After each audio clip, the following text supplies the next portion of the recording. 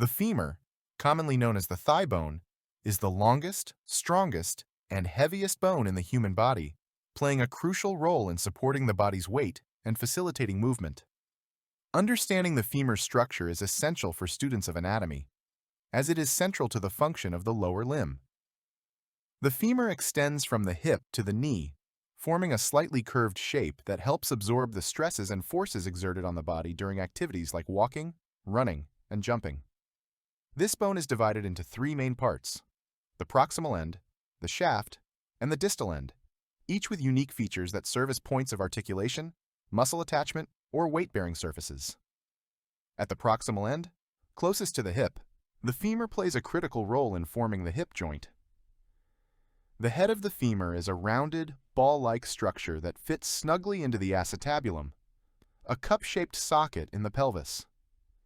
This ball and socket joint allows for a wide range of movements in multiple directions, including flexion, extension, abduction, adduction, and rotation of the thigh.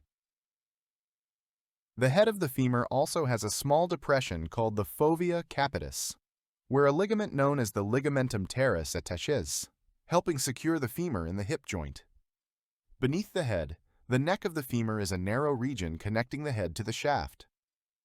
The neck is angled slightly, which helps distribute the body's weight and allows efficient movement.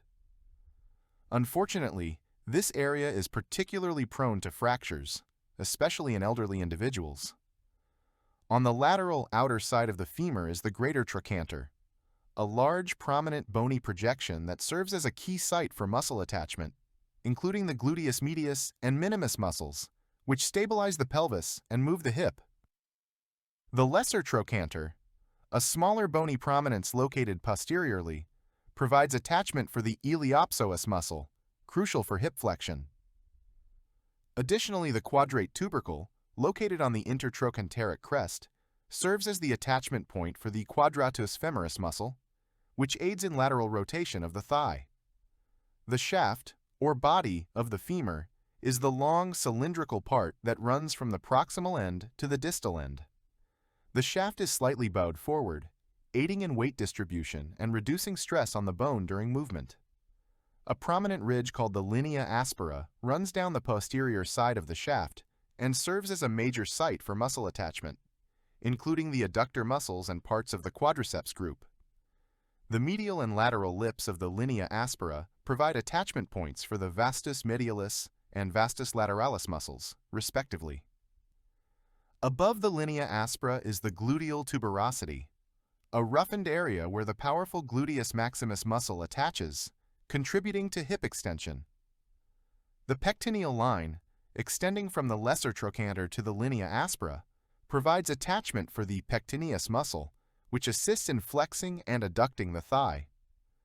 The popliteal surface, a smooth triangular area on the posterior aspect of the distal femur, forms the floor of the popliteal fossa, an area behind the knee containing important blood vessels and nerves. The medial and lateral supracondylar lines extend downward from the linea aspera toward the distal end of the femur, providing attachment points for muscles like the adductor magnus and the short head of the biceps femoris. The distal end of the femur is wider than the shaft and is involved in forming the knee joint. It includes the medial and lateral condyles, two large rounded structures that articulate with the tibia, its shin bone, to form the knee joint. The medial condyle is larger than the lateral one, reflecting the need to balance more weight on the inner side of the knee. Above the condyles are the medial and lateral epicondyles, bony projections that serve as attachment sites for the ligaments and muscles that stabilize the knee joint. Between the condyles on the posterior side of the femur is the intercondylar fossa, a deep groove that allows for the passage of the cruciate ligaments, vital for knee stability. The smooth anterior surface between the condyles forms the patellar surface, or trochlear groove, where the patella, kneecap, glides during knee movement. This surface is crucial for the proper functioning of the knee joint. Additionally, the adductor tubercle, a small projection located above the medial epicondyle, serves as the attachment point for the adductor magnus muscle, which helps in adducting the thigh.